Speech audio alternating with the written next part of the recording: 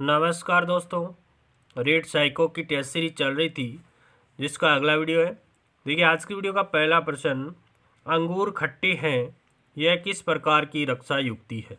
तो ये है तार्किकरण। अंगूर खट्टे हैं किस प्रकार की रक्षा युक्ति है, तो तार्किकरण हो जाएगा। अगले प्रश्न की बात करें कि अंतरपरक अनुदेशन है, तो अंतरपरक अनुदेशन क्या होता है। कक्षा में प्रत्येक शिक्षार्थी के लिए कुछ अलग करना। अंतरपरक अनुदेशन कौन सा है, कक्षा में प्रत्येक शिक्षार्थी के लिए कुछ अलग करना। अगले प्रश्न की बात करें कि व्यक्तित्व मापन की वस्तुनिष्ठ विधियों में, व्यक्तित्व मापन की वस्तुनिष्ठ विधियों में कौन सी विधि नहीं मानी जाती है। देखिए वस्तुनिष्ठ विधियां कौन सी है, नियंत्रण परीक्षण है, रेखा चित्र द्वारा प्रदर्शनी, व्यक्तित्व के संकेत के रूप में शारीरिक परिवर्तन, अभिज्ञापक प्रश्नावली है वो वस्तुनिष्ठ विधि नहीं है। व्यक्तित्व मापन की वस्तुनिष्ठ विधि कौन सी नहीं है, अभिज्ञापक प्रश्नावली व्यक्तित्व मापन की वस्तुनिष्ठ विधि नहीं है। अगले प्रश्न की बात कर लेते हैं, कोहलबर्ग के अनुसार सही और गलत के प्रश्न के बारे में निर्णय लेने में शामिल चिंतन प्रक्रिया को क्या कहते हैं। तो नैतिक तर्कणा कहा जाता है। कोहलबर्ग के अनुसार सही और गलत के प्रश्न के बारे में निर्णय लेने में शामिल चिंतन प्रक्रिया को क्या कहते हैं, नैतिक तर्कणा कहा जाता है। अगला प्रश्न देखिए, समावेशी शिक्षा से तात्पर्य है। तो नियमित विद्यालयों में सभी प्रकार के बालकों का बिना किसी भेदभाव के स्वागत करना ही क्या कहलाता है, समावेशी शिक्षा कहलाता है। समावेशी शिक्षा का तात्पर्य क्या है, नियमित विद्यालयों में सभी प्रकार के बालकों का बिना किसी भेदभाव के स्वागत करना। अगले प्रश्न की बात करें कि मानवतावाद के प्रवर्तक कौन है, तो अब्राहम मैस्लो है। मानवतावाद के प्रवर्तक कौन है, अब्राहम मैस्लो है। अगले प्रश्न की बात करें कि स्वरक्षा का भाव पाया जाता है, तो ईगो के अंदर पाया जाता है। स्वरक्षा का भाव किस में पाया जाता है, अहम में पाया जाता है, ईगो में स्वयं स्वरक्षा का भाव पाया जाता है।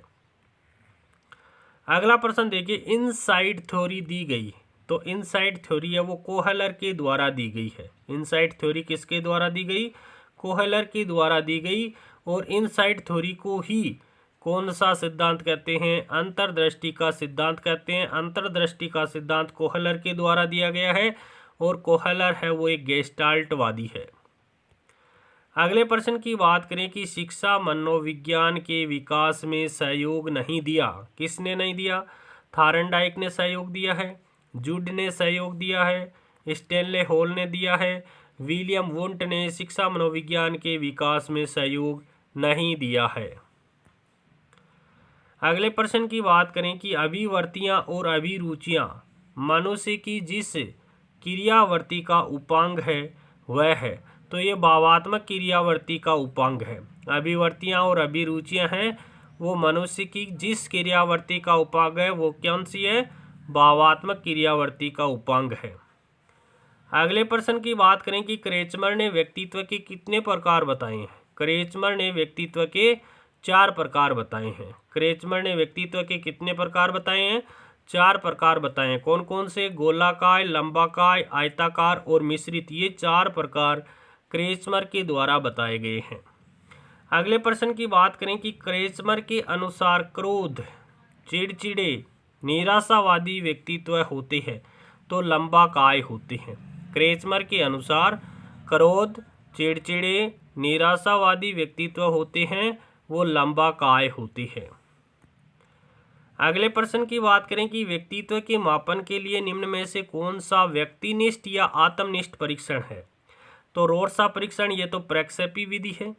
थेमेटिक एपरसेप्शन परीक्षण ये भी प्रक्षेपी विधि है व्यक्तित्व मापन की। और शब्द साहचर्य परीक्षण ये भी व्यक्तित्व मापन की प्रक्षेपी विधि है। लेकिन व्यक्ति इतिहास विधि है वो व्यक्तित्व मापन की आत्मनिष्ठ विधि या व्यक्तिनिष्ठ विधि है। ऑप्शन द यहाँ पर करेक्ट हो जाएगा कि व्यक्तित्व मापन की व्यक्तिनिष्ठ विधि कौन सी है, तो व्यक्ति इतिहास विधि है।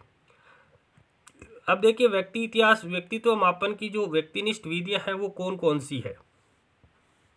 देखिए पहली है आत्मकथा विधि। पहली विधि कौन सी है, आत्मकथा विधि है। उसको अंतर्दर्शन विधि भी कहते हैं, आत्मनिरीक्षण विधि भी कहते हैं, ऑटोबायोग्राफी भी कहा जाता है। दूसरी है व्यक्ति इतिहास विधि। व्यक्ति इतिहास विधि को केस स्टडी कहते हैं, जीवन इतिहास विधि के नाम से भी जाना जाता है। प्रश्नावली विधि को कागज पेंसिल विधि भी कहते हैं। साक्षात्कार विधि और दैनिक डायरी, ये व्यक्तित्व मापन की व्यक्तिनिष्ठ विधियां हैं। अगले प्रश्न की बात करें कि व्यवहारवाद की प्रवर्तक कौन है, तो जेबी वाटसन। व्यवहारवाद के प्रवर्तक कौन है? जेबी वाटसन है। अगला प्रश्न देखते हैं, पियाजे ने नैतिक विकास की कितनी अवस्थाएं बताई है, तो पियाजे ने नैतिक विकास की 4 अवस्थाएं बताई है। पियाजे ने नैतिक विकास की कितनी अवस्थाएं बताई है? 4 अवस्थाएं बताई है। तो 4 अवस्थाएं कौन कौन सी बताई है जीन पियाजे ने नैतिक विकास की? तो पहली बताई है अनियमित, दूसरी है विषम जातीय अधिकार, तीसरी है विषम जातीय परस्परता और चौथी है स्वशासित। ये 4 अवस्थाएं बताई है पियाजे के द्वारा नैतिक विकास की।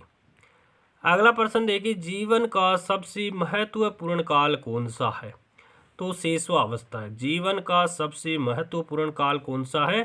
शेषवावस्था है।